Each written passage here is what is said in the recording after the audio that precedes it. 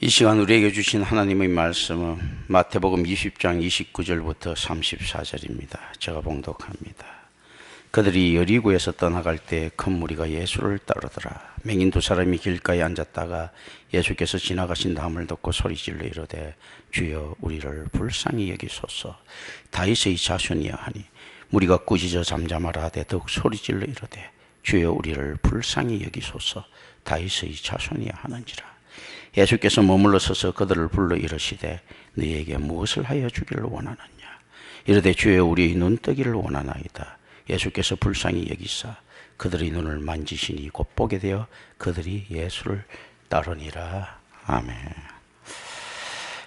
개역 성경에는 번역되지 않았지만 마태 이두라는 말이 있죠. 보라는 이제부터 전개될 이야기에 독자들의 관심을 집중시키고 있다고 이야기했습니다. 이두는 대부분 생략되는데요. 계속적으로 보라 보라 소리 나오더라도 저는 개인적으로 이 이두란 말을 좀 집어넣었으면 좋겠다. 또 어떤 이야기들이 있는가 하면 예수님께서 내가 진실로 진실로 너희에게 이르노니 하면서 진실로 진실로가 나올 때 이 진실로의 헬라어는 어떤가 하면 아멘이에요. 아멘.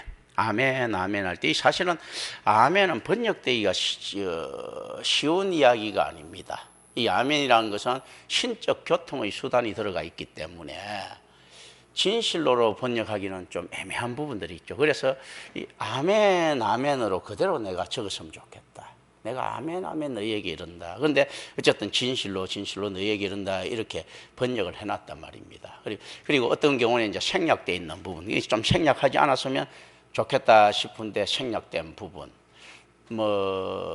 이런 것들이 이제 성경에 좀 나타납니다. 근데 어쩔 수가 없죠. 이 성경이라는 것도 우리가 마주치는 순간에 이런 이야기를 합니다. 우리가 자, 성경의 말씀을 따라야지요 하는데 그 성경 말씀 또 마주치는 순간에 해석된 성경이에요. 신학이 들어가 버린 겁니다. 그렇지 않겠습니까? 그래서 옛날에 히브리어와 헬라어를 동시에 쓰던 사람들도 그랬는데 예를 들어 구약의 히브리어가 헬라어로 번역된 게 70인역이에요. LXX라고 하죠. 우리가 이제 그거 게르마니아 용법들을 적을 때 그죠? 이 70인데 70인 용법, 70인 셉투아진트라고 하죠. 셉투아진트라고 하는데 70인역인데 이것도 번역했을 때 틀림없이 안에 다소의 개념적 차이가 있었을 것이다. 그리고 시대가 지나면서 또다시 읽을 때마다 그 의미들이 달라진단 말이죠. 항상 번역돼서 같은 말을 자기가 읽더라도 번역돼서 읽는다. 신라 향가를 우리가 지금 보면 해석할 수 없지 않습니까? 그런데 수천 년도 더 된 고대 건동어를 우리가 잘 번역할 수 있겠는가 했을 때 지금 성경에 번역된 헬라어는 다 고어들이고 사어, 죽은 언어들입니다. 또 고대 시대 때 사용되던 헬라도 역시 마찬가지입니다. 오늘날 헬라하고 달라요. 의미를 같이 쓰고 있어도 다른 부분들이 많고요. 그렇게 되거든. 우리 조선시대와 지금 언어가 다르듯이 이렇게 다른 거예요, 사실은. 그런 거거든. 그런데 불과 1000년밖에 안 된 신라 향가 저작거리에 모든 애들도 읊고 있었던 그 향가를 학자들도 번역을 제대로 잘 못하고 있단 말입니다. 그런데 어떻게 고대 건동 언어가 쉽게 번역되겠는가? 그래서 굉장히 많은 그 삶의 자리에 대한 이해들이 필요합니다. 그런 걸 가지고 헤르만 군켈 같은 학자들은 이 삶의 자리에 대한 역사에는 연구가 있어야 된다라고 이야기를 했던 겁니다. 그리고 저는 그것에 이제 동의를 하고 있고요. 군켈의 신학이나 해석적 방법은 저는 동의를 하지 않습니다만은 그가 이야기하는 부분적으로 이야기하는 이런 부분들은 제가 이제 동의를 합니다. 그걸 우리 개혁신앙에서도 가지고 와야 되고 개신교에서도 이거 가지고 와서 사용해야 된다라는 것이거든요. 이제 어쨌든 이 이야기들, 생략된 이야기들, 또 구약에 보면 이제 궁창으로 번역된 라키아라는 것이 사실 번역할 수 없는 언어예요. 이 라키아 할 때 궁창하면 이제 히브리어로 라키아인데요. 이 궁창의 개념들이 어떤 건가 하면 궁창은 단어라기보다도 개념으로 유대인들에게 이해되고 있었던 거예요. 궁창이라는 것은 실체가 있는 것이고 뭔지 모르지만 하늘색 빛을 띠고 있는 것이에요. 이걸 가지고 이제 영어로 번역할 때 보면 뭐 어떤 경우는 atmosphere이라고 번역하죠. 대기. 이렇게 되면 너무 현대적인 번역이죠. 그 당시 대기의 개념이 없었을 때란 말이죠. 그런데 이제 궁창이란 말을 쓰는데 atmosphere 하면 오늘날에 너무 끌고 와서 이렇게 해석한 부분들이죠. 그런데 지금 안에 궁창할 때는 expanser 또 permanent라고 이야기를 하는데 그것도 실제로 보면 expanse 하면 좀 넓게 트인 지역의 의미들을 가지고 있단 말입니다. 이런 의미가 아니거든요. 유대인에게서는 궁창에서는 색깔이 있고 뭐가 있는 둥근 그 무엇이에요. 이 개념적 이해가 없이 이렇게 집어였기 때문에 차라리 목사들은 어떻게 해야 되는가 하면 궁창 라키아라고 적어놓고 이 라키아라는 개념을 설명하는 게 더 낫다. 진실로 할 때 아멘이라고 적어놓고 이 개념을 설명하는 것이 더 낫다. 그렇게 되면 이제 목사들이 훨씬 더 많이 공부를 또 해야 되겠죠. 그죠? 이런 부분들은 좀 아쉬운 부분들입니다. 성경에서 앞으로도 우리가 그런 많은 부분들을 만나게 될 것입니다. 어쨌든 이두, 보라라고 하는 이제 이거 번역되지 않는 이두가 나오고요. 두 소경은 길가에 앉아 있었다. 그리고 아마도 이 장소는 예루살렘 성으로 가는 서쪽 입구 근처에 있을 것이다. 즉 예루살렘에 있는 도로였을 것이다. 그래 구글하기에 전 세계에서 가장 황금 장소였을 것입니다. 전 세계에서. 이스라엘에서 뿐만 아니고 왜냐하면 순례자들이 가는 길이고 그거 많은 디아스포라들이 이 길을 따라서 헌금을 바치러 가는 길이고 자신의 공로 신학에 대한 확인을 하러 가는 것이기 때문에 이 안에서 자선은 이게 필수적인 요소들이거든요. 인간 생활에 있어서 이 많은 것들이 복음이 또 율법이 가려지는 이유가 인간의 도덕률에 많이 가려져 있습니다. 자선, 자비를 신앙, 믿음, 하나님에 대한 그 신실함, 다가감 이런 거하고 동일시시키는 경향이 있는데 전혀 다른 것인데 기독교 신앙에 있어서 비슷한 것은 완전히 다르다 했죠. 그게 어떤 콰시 퍼스널 파워죠. 거짓 인격적 힘들. 그게 실질적으로 보면 굉장히 인격적으로 이렇게 보이는 것 같아도 실제 신앙적으로 볼 때는 이 도덕률하고 관계 있는 것들은 아니더라는 겁니다. 근데 이제 도덕률을 생각하게 되는 거죠. 이건 하이 개념들이에요. 그리고 인간이 이야기하고 있는 도덕이 과연 올바른가 했을 때 장차 수없이 많은 살인자가 될 사람, 히틀러를 돌봤던 그 부모의 사랑이 과연 도덕적으로 볼 때 올바른 사랑이었는가? 그런 것들이 의문 제기될 수 있는 거죠. 그죠? 그렇지 않습니까? 또 이런 거 보면 무협지라든지 이런 거 나오는 거 보면 굉장히 정의로운 사람이 악한 사람의 말 한마디에 자기 신용을 지킨다고 죽는단 말입니다. 그럼 이 악한 사람은 계속 악을 갖다가 자행하게 될 것인데 오히려 이 악을 제거하는 것이 더 도덕적이 아닌가. 인간 기준은 이거죠. 그런데 그때 또 이 악을 제거하려고 죽여버렸는데 이 사람이 그 다음날 바로 회심을 해가지고 착한 사람이 될 줄 또 누가 알겠습니까? 그런데 지금의 판단이 자신의 기준을 가지고 하는 도덕률은 굉장히 위험하다. 그리고 항상 불안전하죠. 그 시대 사조를 따라야 되기 때문에. 그렇지 않겠습니까? 자선이 구걸하는 자에게 던져주는 행위가 그 사람을 게으르게 만든다며 사회에 얼마나 또 큰 해악을 끼치게 될 것인가 라는 부분들도 있고, 그러나 이것이 두려워서 또 행하지 않는다면 얼마나 사회는 피폐해질 것인가. 그게 답이 없는 것들입니다. 이런 것들을 우리 좀 생각을 합니다. 어쨌든 이곳은 사람의 왕래가 빈번한 곳이어서 구걸하기 좋은 장소였다. 여리고는 유대 지방에서 그리고 가장 부유한 도시입니다. 그래서 거지들이 굶어 죽을 염려도 없는 곳입니다. 여기다가 무엇이 있습니까? 유동인구가 많았던 곳이죠. 이 장사가 아주 잘 되는 곳이죠. 왜 그랬는가 하면 왜 장사라고 이야기를 하는지 아십니까? 이 사람들이 하는 구걸은요, 상업행위라고 우리는 이제 생각합니다. 적어도 임마누엘 교회에서만큼은. 왜 상업행위겠습니까? 이들이 그럼 무엇을 팝니까? 이들이 돈을 가지고 있는 자를 선행할 수 있는 공로를 파는 거예요. 사실 더 큰 걸 파는 거죠. 구걸 받는 자가 없으면 자기 공로를 나타낼 수가 없지 않습니까? 이들은 자기 행위 이런 것들, 율법적인 행위를 갖다가 이거 율법에 따른 걸 갖다가 자기 공로로 봤거든요. 자기 행위로 봤어요. 일을 한 걸로 봤어요. 그래서 어떤 일입니까? 이들에게서 구구라는 자가 있을 때 던져주는 있잖아요. 구구라는 자에게서 무엇을 자기가 취할 수 있는가 하면 자기가 던져줄 수 있는 대상을 발견함으로써 그들을 통해서 자기가 선한 행위라고 하는 공로를 쌉니다. 장사죠, 그죠? 그렇기 때문에 이걸 잘 이해해야 되는 게 있지 않습니까? 임마누엘 교회에서는 적어도 그 정도 이해가 돼야 됩니다. 이걸 잘 이해하지 못하면 불쌍히 여기소서 하는 이 서경의 절규가 폄하됩니다.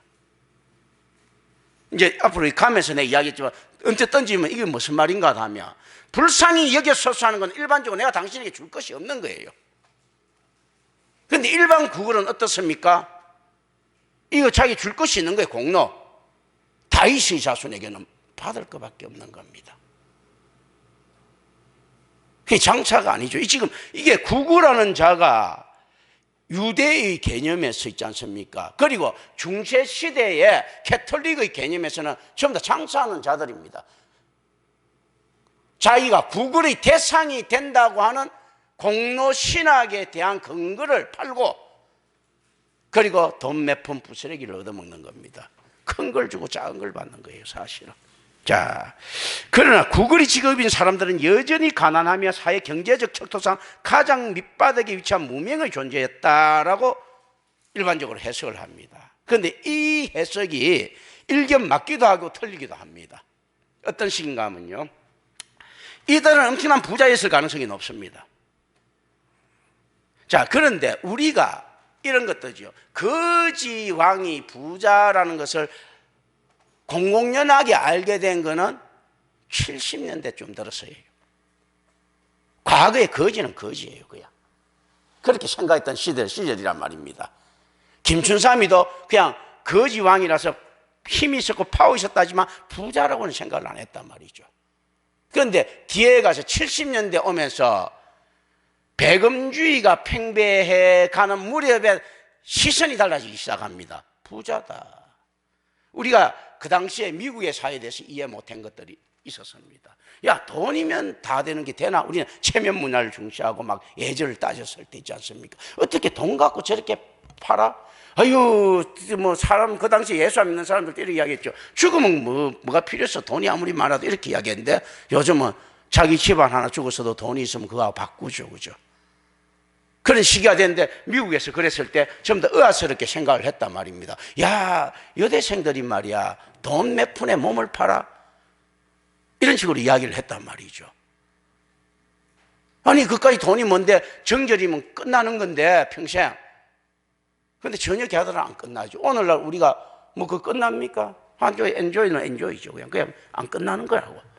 이제 이런 시기들. 그러니까 이 시기들에서 생각할 때는 어떻습니까? 고대로 갈수록 좀 더 순진한 생각이 있었다면 이들은 그냥 거지예요. 그리고 이 거지들의 특징이 뭐겠습니까? 일 중독자들입니다. 오늘날 많은 사람 돈만 벌고 가다가 죽는 사람 그 거지지 뭐야. 왜 일중독자인가 하면 자기의 불안을 병리적 불안을 극복 못하기 때문에 야, 나 이거 돈 없으면 죽어 생각하거든요. 죽을 때까지 버는 거예요, 그냥. 그러니까 어떻습니까? 이 친구는 죽을 때까지 거지로 사는 겁니다. 돈이 수조를 구걸을 해놨다 하더라도. 우리가 과거에 오래됐는데 그거 기억하실런지 모르겠습니다. 한 할머니가 하루에 한 끼도 제대로 안 먹고 막 이렇게 해서 죽었는데 침대 밑이고 뭐고 전부 다 $100짜리 지폐부터 시작하고 그 당시 돈으로 수백억이었다 하죠, 그죠? 그게 발견됐죠. 그렇지 않습니까? 그 사람은 아까워서 정말로 못 사 먹는 거예요. 왜냐? 불안한 거예요. 내가 돈 없으면 죽는다. 이거는 많이 모아놓고도 그 개념들이 없는 겁니다. 거지들도 역시 이 사람들이 장애를 입은 거지이기 때문에 더더욱 그렇죠. 아, 난 돈 없으면 죽어. 끝까지 일중독자로 워커홀릭한 상태로 갑니다. 그리고 좀 깨어있는 거지라도 역시 마찬가지죠. 우리 오늘날 사회에서도 그렇지 않습니까? 자기 아들을 번듯이 키운 거지들이 많았을 것입니다. 그리고 그 아비는 거지로 끝까지 죽어갔을 것입니다. 수입 좋은 거지로. 그 아들을 출세시키기 위해서 자기 삶은 없는 거죠.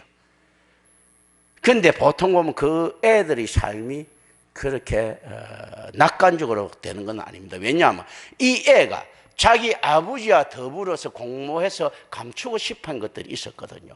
자기는 거지의 아들이라는 것이 발각되지 않았다면 끝까지 그걸 감추려고 다른 허세를 뜨는 것부터 배웁니다. 그런데 어릴 때부터 그걸 배우면 나중에 어떻게 생각하면 오렌지족이 되죠. 거지 오렌지족. 거지 아비를 둔 오렌지족.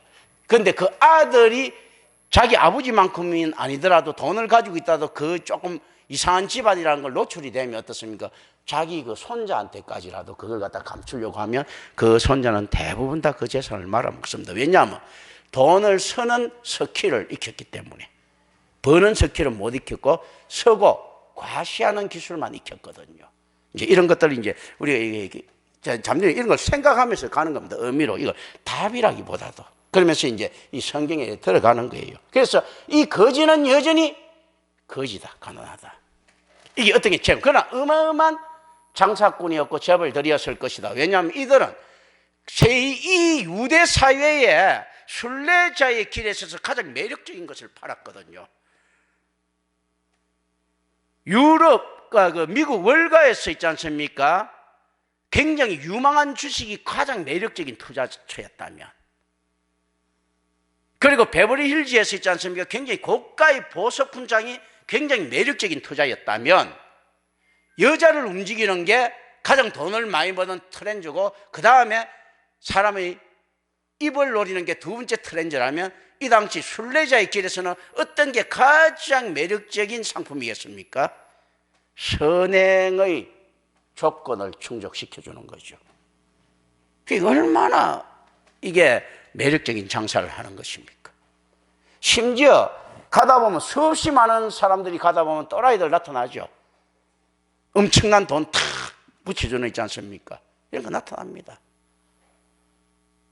야, 하면서. 그리고 어떤 사람들 나타난가 하면 또 또라이들 나타납니다. 자기가 평생 버는 걸 갖다가 선행한다고 또 어떻게 그러다 병에 걸린 사람들 특히 이런 거 그죠? 성전에 둘 것 또 여기 줄 것 내가 탁 다 줍니다. 자기 전재산 모아면 한 1억쯤 되는 걸 탁 주고, 이 거지 있지 않습니까? 전재산 한 1조 되는 사람은 그 1억을 탁 받습니다. 1조 되는 사람한테 한 1억 가진 사람이 탁 던져주는 거예요. 혈을 성행했다, 가난한 자를 도왔다. 여기서 실제적인 맹점도 나타납니다. 이들은 선행으로 구원을 받지 못할 뿐만 아니고 오직 은혜와 믿음으로 구원을 받지만 또 어떤 것입니까? 진짜 선행도 하지 못했다는 거죠. 정말 가난한 자들은 숨어 있었는데 못 도와주고 부유한 자를 도와준 겁니다. 그런데 이게 또 어떤 질서인가 하면 사회의 악한 질서와 같이 융화되어 버렸다는 겁니다. 오늘날 우리가 세상 살아가면서 많은 사람들 느끼고 있었을 거예요. 선후배를 땡겨줄 때도 누굴 땡겨줍니까? 잘난 놈 땡겨주지 못난 놈 안 땡겨줍니다. 잘난 놈을 밀어주잖아. 후배라도. 그래서 잘난 놈끼리 유유상종이라고 끼리끼리 사는 거란 말입니다. 결국 이들은 누굴 밀어준 꼴이 됩니까? 잘난 놈을 밀어주는 거예요. 숨어있는 거지를 찾은 것이 아니고 대형 점포를 차리고 있는 거지한테 잘난 놈한테 갖다 준 거예요. 이게 실질적으로도 전혀 공이 없다. 전혀 가난한 자를 도우지 못했다라는 겁니다. 묘한 아이러니가 나오는데 하나님의 법칙입니다. 공공연하게 알려질 정도의 거지들을 도왔다는 이야기든 전설처럼 많습니다. 그런데 그 정도 알려진 거지라면 얼마나 부자였겠는가라고 생각은 전혀 하지 않습니다. 고대사회에 그런 거지들 이렇게 많았단 말입니다. 어떻게 보면 거지 나사로도 그럴 사람 중에 하나일 수도 있습니다. 그런데 어떤 겁니까? 이 나사로는 어디에서 있습니까? 자리를 잡지 못한 자기 가게가 변변치 않은 골목 상권 거지였죠. 딱 부자 한 집에 먹고 살려고 했으니까 그렇게 되는 겁니다. 이 소경들처럼 이런 자리를 차지해야 되는데 그 정도 힘이 없는 거예요. 누구라도 이 자리를 안 차지하고 싶어 했겠습니까? 아무나 차지합니까? 과거에 60년대, 70년대, 80년대에 포장마차 하려고 해도 그 자리 싸움 칼부림이 났죠. 구두 닦는 터전 하나 하려면 칼부림이 났지 않습니까? 이게 차지하는 놈들은 어떤 놈들이 차지합니까? 그래도 몸에 꽃문신 하나씩 그리고 옆에 뒤에 있지 않습니까? 도와주는 건달들 좀 있고 이런 사람들이 차지하는 거예요. 이게 사실은 고대 사회에 뭐 별것 달랐겠습니까? 성질 더러운 거지가 차지했겠죠. 그렇지 않습니까? 이런 것들을 우리 좀 생각해 볼 필요가 있습니다. 이런 자가 예수를 부른다는 것은 거의 불가능하다. 아주 부유한 거지죠.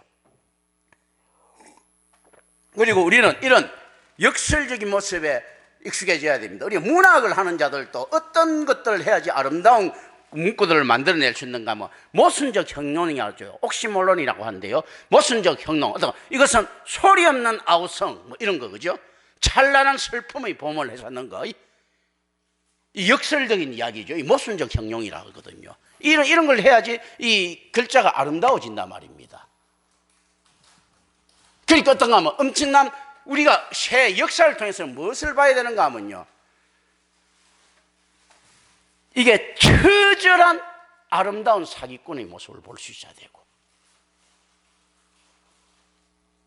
그리고 어떤 놈 하면 정의로운 도둑놈을 볼 수 있어야 되고 우리가 실제로 그 로빈훗이나 이런 거 통해서 그런 걸 보려고 하지 않습니까? 도둑놈이 지금 뭐야 그거 그렇지 않습니까? 강도고 지가 어떻습니까? 나눠줬다고 해서 지가 더 많이 먹었을 것 아니야. 가장 많은 사람 중에서 나눠줬다고 해서 그거는 인격적인 도둑놈이지. 그렇지 않습니까?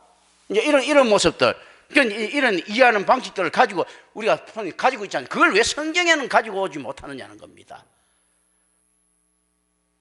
부유한 거지, 뭐 이런 것 있지 않습니까? 이 개념들을 가지고 우리는 이제 안에서 들어가면 이 성경 DNA가 들어가 있어야 돼요.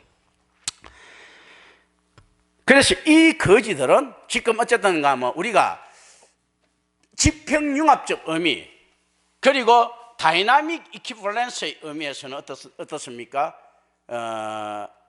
부유한 자일 수가 있다. 거의 부유할 가능성이 높죠. 이건 불경기가 없는 직업이잖아. 맨날 사람 지나가면 그걸 받는데 그렇지 않습니까?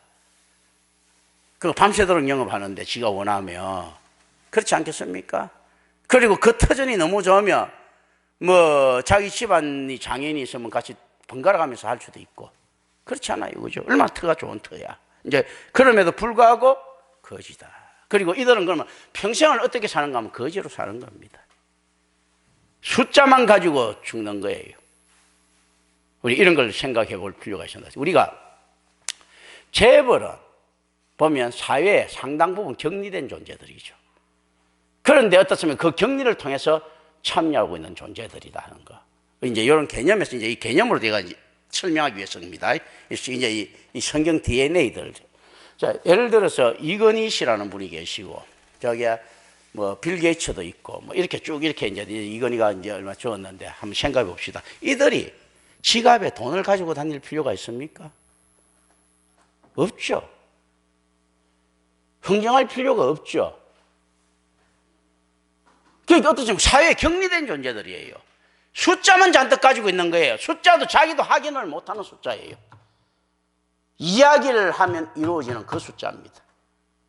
생활에 직접적으로 다가오지 않는 거죠. 그냥 서면 되는 거예요. 누구하고 닮아 있습니까? 우리가 말하기 전에 어린애와 같은 상태. 그 어린애와 같은 상태가 인격이 주어진 상태로 보지 않거든요. 그러면서도 인격체로 분류를 합니다. 그래서 어떻게 보면 수없이 많은 명예나 부를 가진 자들, 그렇다는 거예요. 옛날 왕에서 보면 그런 어린애와 같은 결핍됨이 나오지 않습니까? 왜냐하면 숫자에 매여 있지 않고 세상과 교류하는 방식에 매여 있지 않다 보니까 어떻습니까? 살아가는 방식이 유아론적으로 되는 겁니다. 독특해지고. 그렇게 되는 거예요. 그럼 그 인생은 뭡니까? 없는 거예요. 이 세상에 그 수없이 많은 가진 잘 물려받은 자기 재산 때문에, 자기 명예 때문에 어떻습니까? 사람이 어떻게 살아간다는 것은 전혀 인지하지 못한 채 사람이라고 주장만 하다가 죽어갑니다. 다소 자기가 조금 주관적으로 행동할 수 있다 하더라도 그렇지 않습니다. 주변의 영향을 많이 받고 주변에 따를 수밖에 없는데, 부유한 집에 양육되는 걱정 없는 개하고 무슨 다를 바 있습니까? 고양이하고 무슨 다른 게 있어요? 그런 거거든요. 이 개념들, 이 굉장히 불행한간입니다. 그런데 이게 극단적으로 세상에서 가장 부유한 사람에게도 나타나는 것지만 가장 가난해서 세상의 그 모든 동정을 받고 있는 사람에게도 공통적으로 나타나는 현상들입니다. 진짜 이들이 부유하다 하더라도 부를 쌓아둔 채 숫자만 갖고 죽고요. 또 실제 없다 하더라도 어떻습니까? 없기 때문에 움직일 수 있는 힘이 없어서 죽습니다. 그 상태에서 죽어가거든요. 그러면 어떻습니까? 세상을 어떻게 봅니까? 이거 한쪽은 움직일 힘이 없다 보니까 유아론적으로밖에 볼 수밖에 없고 죽어가고요. 한쪽에는 너무 힘이 많다 보니까 움직일 이유가 없어가지고 유아론적으로 죽어갑니다. 이런 것들을 우리가 이제 DNA로 그냥 뜬금없도록 이렇게 생각합니다. 이게 사고, 이게 성경을 보는 방식인데, 이 방식을 알면 철학을 보는 방식도 똑같이, 철학은 한참 그렇게 되면 하위 그룹으로 가죠. 왜냐하면 이것은 굉장히 사상에 더 많은 큰 비중을 두고 있기 때문에. 그런데 성경은 어떻습니까? 실천이나 이 사상에 대해서 실천이나 이런 데다가 온갖 강교함까지 다 들어가 있고 온갖 속이는 행위까지 다 들어가 있습니다. 삼국지에 보면, 삼국지를 몇 번 읽으면 인생을 안다, 그리고 그렇지 않다면 사업을 하지 마라, 옛날에 이런 말들이 있었죠. 그건 뭡니까? 그 겉모술술 계계가 다 들어가고 있는데, 삼국지에 나오는 계계는 성경의 계계에 의하면 계계도 아니에요. 왜 그러는가 하면 그 계계는 어떻습니까? 조조가 유비를 속이려고 하면 작전을 짜죠. 그런데 여기는 어떻습니까? 베드로가 예수님을 속이고 있는, 예수님을 사탄이 빠져서 다른 데서 연결하고 있고 예수님을 속이고 있는데 누구까지도 속고 있습니까? 베드로 지 자신까지도 모르고 속고 있는 거예요. 이게 나옵니다. 세상에서는 어떤 이야기들입니까? 속이는 자와 속임을 당하는 자가 있었을 때 속이는 자의 그 치밀한 계획이 나오는데, 여기서는 어떤 것들이 나옵니까? 속이는 자가 이미 자기한테 속고 있는, 그러면서도 모르고 있는 믿음이 나옵니다. 이 안의 계계보다도 더 완벽한 계계가 어디 있겠습니까? 그 세상 것은 언제나 성경의 것에 비하면 한참 열등할 수밖에 없습니다. 거룩함도 하나님께서는 어떠한 분보다 어떤 거룩함으로 포장을 하더라도 그보다 더 거룩하신 분이고, 그리고 세상의 이 악함들은 어떻습니까? 어떠한 악함보다도 더 악합니다. 왜냐하면 이들은 하나님과 대적하려고 하다 보니까 자기 자신이 아는 건 하나님이 알거든요. 자기 자신도 몰라야지만 하나님을 속일 수 있다고 생각하는데, 결코 그렇더라도 자기 자신은 몰라도 하나님은 자기를 아니까 안 속죠. 그런데 이렇죠. 자기 자신이 알고 하나님을 속이려면 안 속으니까 자기 자신도 속아야지만이 하나님을 속일 수 있는 이런 괴계들이 가득한 것이 성경입니다. 그리고 어떻습니까? 용서의 범위가 어떻게 됩니까? 그 사악한 자들 위해서 예수님께서 죽으십니다. 그들을 용서하기 위해서. 그 용서의 범위들이거든요. 이 폭들이 얼마나 무한된가 하는 것을 우리 생각을 합니다. 그래서 일반적으로 개떡같이 아무나가 성경은 아무나 해석할 수 있습니다 하는 이상한 이 미친놈들, 이거 큰일 날 소리죠. 이 안에 얼마나 그렇게 유기적으로 결합되어 있습니까? 세상의 인문학을 가지고도 머리를 갸웃거리는 사람들이 성경에 나오는 자기조차도 정말 완벽하게 속이는 그 괴계들을 갖다가 어떻게 쉽게 해석할 수 있겠는가? 거지를 그냥 거지로만 보는데 어떻게 쉽게 해결할 수 있겠습니까? 여리고에 있는 거지도 거지요, 나자렛에 있는 거지도 거지요, 사마리아에 있는 거지도 거지요. 이게 말이 되겠습니까? 거지 안에서 장사는 터전이 다른데, 옛날에 명동에서 장사하는 사람, 강남에서 장사하는 사람, 시골 독도에서 장사하는 사람, 삼척에서 장사하는 사람, 이거 뭐 다 같은 뭐 100평 같은 100평 평수입니까? 다른 평수잖아. 그런 거거든요. 그런데 이게 일괄적으로 다 거지 해놨단 말이에요. 일반적으로 다 장애인 했단 말이죠. 그리고 우리가 또 어떤 것들을 가지고 이제 성경이 DNA를 집어 였는가 하면 이걸 였습니다. 이 안에서. 자, 이게 장애인들의 이 거지의 특성이 어떻습니까? 발이 있어도 움직일 수 없는 자의 모습을 가지고 있다는 것을 우리는 이제 생각을 좀 해야 됩니다. 그게 무슨 말입니까? 이들이 예수를 만났다면 가장 성경적이다. 고도네암 같은 신학자가 이야기했다고 했죠. 오경의 내용이 무엇입니까? 했을 때 기다림이다. 성경의 내용은 뭔가 했을 때 우리가 기다립니다 라고 또 이야기를 합니다. 이들은 기다릴 수밖에 없는 자들입니다. 그런데 문제는 움직일 수 없어서 기다리는 것이 아니고 환경상 기다릴 수밖에 없는 거예요. 이 황금 의장을 못 떠나가니까. 이때 만몬은 어떻게 됩니까? 이 소경들, 예수님을 만난 이 만몬은요, 하나님의 은혜의 수단으로 사용된 만몬입니다. 이 돈이 아까워가지고 이 자리를 못 따고 기다리고만 있었던 거예요. 예수님 올 때까지. 예수님이 다른 데로 갔으면 이들은 따라가지는 않았을 거예요. 장사하면서 기다리는 겁니다. 결국 욕심인데, 똑같은 욕심을 부린 놈인데 어떻습니까? 이 기다림은 은혜의 반향을 불러일으킵니다. 어쩔 수 없이 기다립니다. 그럼 우리 성도의 삶도 어떤 것인가 했을 때 기다림이거든요. 예수가 올 때까지 기다림. 자기 자신이 거듭난 것은 있을 수가 없습니다. 그래서 임마누엘 교회는 선포했던 것입니다. 이제는 우리 교인들도 너무 많다. 이게 안 되는 자에 대해서 이제는 병풍 필요 없다는 겁니다. 오는 자들을 막지는 않겠지만 이게 일부러 병풍에게 이제 막 눈치 보고 맞추고 할 필요는 없다는 겁니다. 이 기다리고 예수 그리스도께서 어쩔 수 없이 기다림이 성립된다면 이건 은혜거든요. 뭐 예를 들면 이렇습니다. 조금 더 뭐 이야기를 하면, 자, 하나님이 은혜 딱 빼고 이야기를 했을 때 이런 경우가 있을 수 있겠죠. 자, 김상기 장로님 같은 경우 나하고 평강교회 인연 때문에 있지 않습니까? 어쨌든 간에 이렇게 왔다 있을 수 있다. 이정식 주사님 같은 경우는 군대 내에서 선배거든요. 이렇게 있을 수 있고, 현현식 주사 같은 경우도 저 유선미 사모하고 옛날 뭐 여기서 만났던 그 관계, 이렇기 때문에 이렇게 있을 수 있고, 뭐 이렇게 된단 말이지. 이제 이 소경들처럼 장사는 터전이에요. 이 만몬적 형성이죠. 그죠? 그런데 이것 때문에 잡혀 있었던 게 신앙을 만나게 되는 기다림이 한 형태가 된다라는 거죠. 박정희 권사님 같은 경우도 내가 박정미하고 친구니까 또 어떻게 돼가지고 같이 이야기 돼가지고 이렇게 될 수가 있는데, 이 안에 이런 것들이 우연히 일어나는 이것들이 어떻습니까? 결국은 출발점이 어떤가 하면 만몬적으로 형성됩니다. 인간관계. 하나님과의 은혜의 관계가 아니고 인간관계에서 형성되다. 이걸 가지고 보통 오면 하나님께서는 사람을 통로로 사용하십니다 라고 이야기를 하죠. 그런데 하나님께서 사람을 통로로 사용하지 않습니다. 하나님께서는 사람을 하나님의 섭리와 더불어 운행하고 계시는 거죠. 우리 따위가 어떻게 통로가 됩니까? 섭리와 더불어 이렇게 운행되는 것들이죠.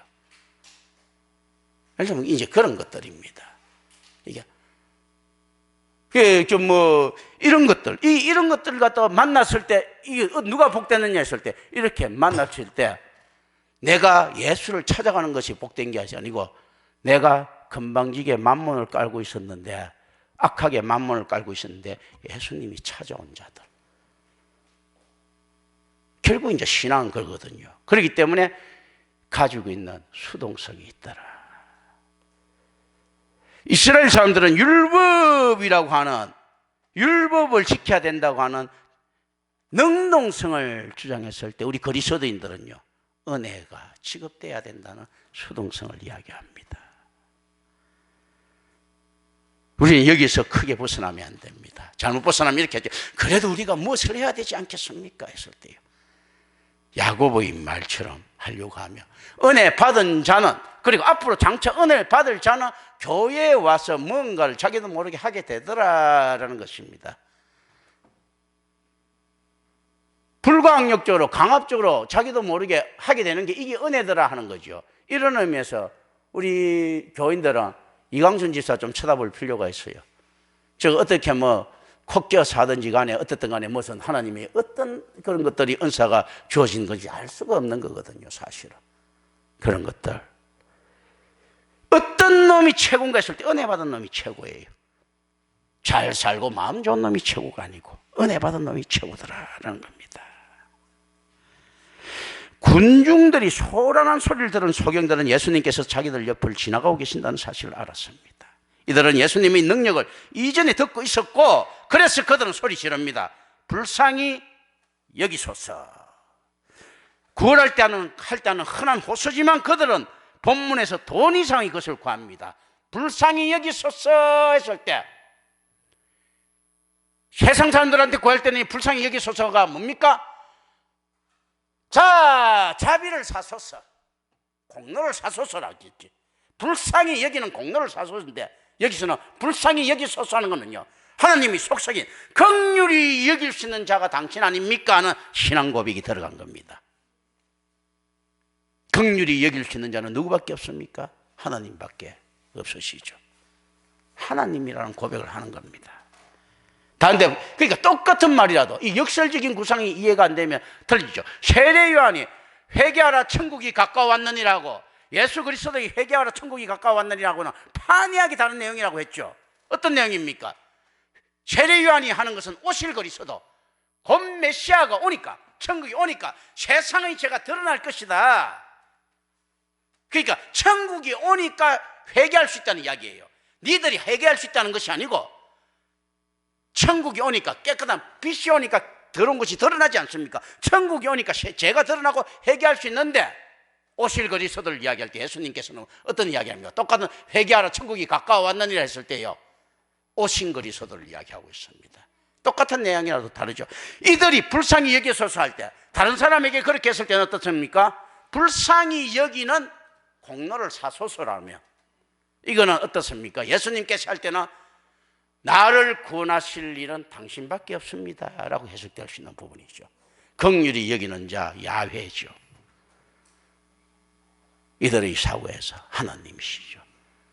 삼일체 하나님이신데 이들은, 그리고 실제 이 불쌍히 여기소서라는 것이 역사적으로 볼 때 연도라고 하는 것으로 바뀝니다. 키리에 엘레이션이라고, 누구야? 김재희 박사는 좀 이거 책 보면서 봤는지 모르겠네. 키리에 엘레이션에 연도 보면, 역사에 보면 이렇게 나옵니다. 뭐 종교개혁 시대 때까지도 북을 둥둥둥, 나중에 이제 키리에 엘레이션 나올 때 내가 이야기 또 하겠지만 둥둥둥 치면서 키리에 엘레이션 하고 이렇게 갑니다. 둥둥둥둥둥. 뭔가 하면 이거예요. 주여 불쌍히 여기소서. 이게 연도, 캐톨릭에서 했던 이 연도들이 이렇게 돼요. 둥둥둥둥. 키리에 엘레이션. 이거. 당신은 그리스도십니다. 살아계신 하나님의 아들이십니다. 이게 뭐로 바뀝니까? 초대교회 이크투스, 예수스 그리스토스, 테오스 유서, 소테로, 이크투스, 예수 그리스도, 테오스 유서서, 하나님의 아들, 소테로, 나의 구주. 당신은 그리스도십니다. 살아계신 하나님의 아들이십니다. 이 내용이잖아요. 이크투스, 물고기 문양. 그거거든요. 이 똑같이, 이거, 긍휼히 불쌍히 여기소서니 구구라는 이 용어가 키리에 엘레이션으로 바뀌는 거예요. 연도범 중세시대 때 아마 운영점 교수님 적어놓은 책에도 보면 키리에 엘레이션 안에 그 책 보면 나올 거야. 중세 안에서 내가 그때 봤거든. 그 내용들 이거 여기서 되는 겁니다. 그런데 이제 역사신학자는 그런 데서 이런 데서 발췌를 못하죠, 사실은. 이제 정확하게 김재희 교수는 원장정 교수님보다 저한테 한 수 더 배운 거예요. 그런 거거든. 이게 이제 키리에 엘레이션이 이 내용이 이게 둥둥둥 북치면서 키리에 엘레이션하고 다니는데 이제 나중에 이런 거 나오는 이야기들이에요. 이야기들입니다. 임마누엘교는 뭐 이 정도 수준은 돼야 되겠죠, 그죠?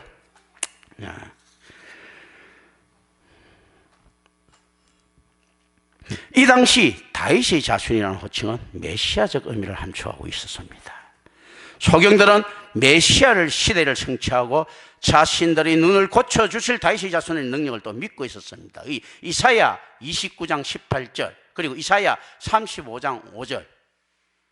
옛날 우리 손주혜 권사가 이거 구절 정확하게 이야기해 주세요 하는데 좀 정확하게 들립니까?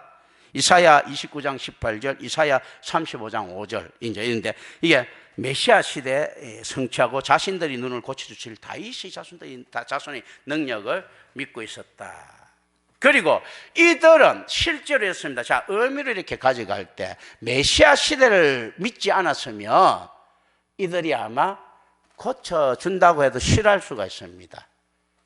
뭐 바울이 보면 막 그 귀신 들린 자 고치니까 신경질을 내지 않습니까? 자기 왜냐면 그 돈 버는 그게 끊어졌기 때문에 점치는 능력이 사라지니까. 그런 지금 그런데 어떻습니까? 메시아 시대는 무엇을 함축하고 있습니까? 유대 민족이 다 배부르게 잘 먹고 잘 사는 게 들어가 있어요. 그러니까 이 메시아라면 이제 자기의 이 큰 직장을 포기할 마음이 있는 거죠. 이 큰 직장을. 그래서 아마 이 최소한 이 한 명은 나중에 그런 게 도래하자 시험에 들었을 확률이 있습니다. 왜냐하면 눈 떠봤자 별 볼 일 없거든. 힘만 들거든. 눈 감고 소경이 있을 때는 수입이 좋았는데 그렇지 않습니까? 더 이제 그랬을 수가 있어요, 사실. 눈 떠봤자 뭐 별 그 의미도 없거든, 사실은. 그 뭐 돈도 못 벌리고 이럴 수도 있습니다, 이제. 그러니까 그게 실제 이제 메시아 시대가 성취되면 유대인이 열방의 어뜸이 되고 자기들이 굉장한 이제 부라든지 그 메시아 안에서는 무엇이 들어가 있는가 하면 만나의 개념이 들어가 있다고 했죠. 만나와 성령과 유대인이 열방의 어뜸이 된다는 거 있지 않습니까? 그러니까 생명의 뜻 개념이 들어가 있는 이 내용들이에요. 그러니까 우리가 베들레헴이 유대에서 가지고 있는 배경들에 대해서 제가 이야기 드린 적이 있습니다. 어떤 배경들입니까? 다윗이 베들레헴 바트라함이라고 했고 떡집이라고 했죠.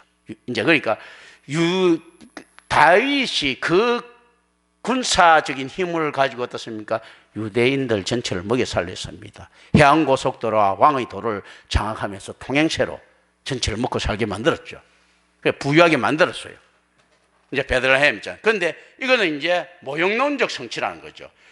온 인류에게 떡을 먹일 수 있는 자 메시아인 거예요. 이 예수님께서 그래서 베들레헴에 또다시 나시는 거죠. 떡집이라는 뜻이죠. 떡집, 바트라. 그게 떡집, 그게 생명떡. 이게 뭔가 하면 만나, 광야에서 모두 다 배불리 먹는 그 만나와 메추라기를 이야기하는 겁니다. 특히 만나를 이야기하는 거죠. 근본적인 떡들. 그렇기 때문에 소경대로 그게 되면 이거 뭐 앉아있을 필요가 없죠. 메시아가 나타났으면. 그 떡들이 보장되고 또 그 만나의 개념에서 때는 공평하게 다 나눠 먹는다는 개념이 있기 때문에 자기가 더 많이 벌어봤자 소용이 없거든. 그런 것들이거든요. 이 개념들이 이렇게 들어가 있다는 거죠. 근데 이제 이래서 이들이 또 혹했을 것입니다. 그러나 이 호칭이 사두개인들을 분노케 했을 것입니다. 또는 경계했을 것이다. 이게 첫째로 다윗 계통의 메시아라는 것은 사두개인에게 맞지 않고요. 또 이들은 네 계통의 메시아를 기다린다고 했죠. 또 이 메시아에게 일어날 필연적인 혁명이 있지 않습니까? 이 혁명의 안에는 무엇이 있었습니까? 평등이 들어가 버린 거예요.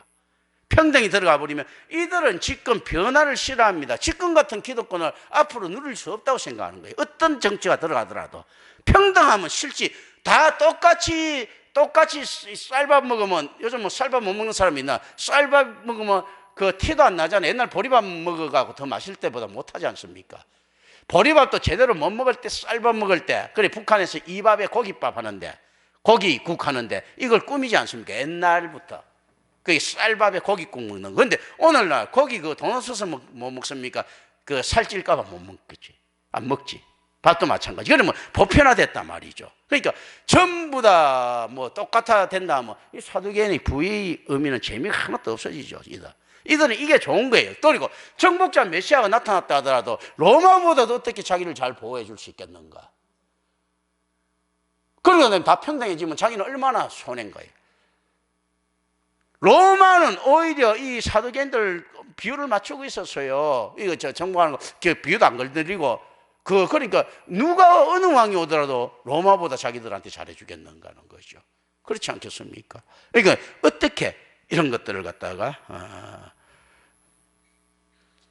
반길 수 있었겠습니까? 이제 이런 배경이 쭉 깔려 있고 어쨌든 간에 이 모든 것들은 네트워크를 통해 가지고 사두개인기에나 바리새인기에나 다 들어갑니다. 바리새인은 이걸 다소 환영했을 것이고 사두개인은 이걸 반대했을 것이고 사내들인 공회에서도 지금 조용하게 설왕설래가 일어나고 있을 것입니다. 이놈의 연판장 돌리는 놈들을 어떻게 해야 될 것인가 라는 이런 일부터 막 일어나고 있을 것이에요. 그리고 나중에 이런 말들도 있었을 수도 있습니다. 야, 너무 많은 사람들이 참여했으니까 예수 하나 죽이는 걸로 치우자, 이렇게 이야기했을 수도 있습니다.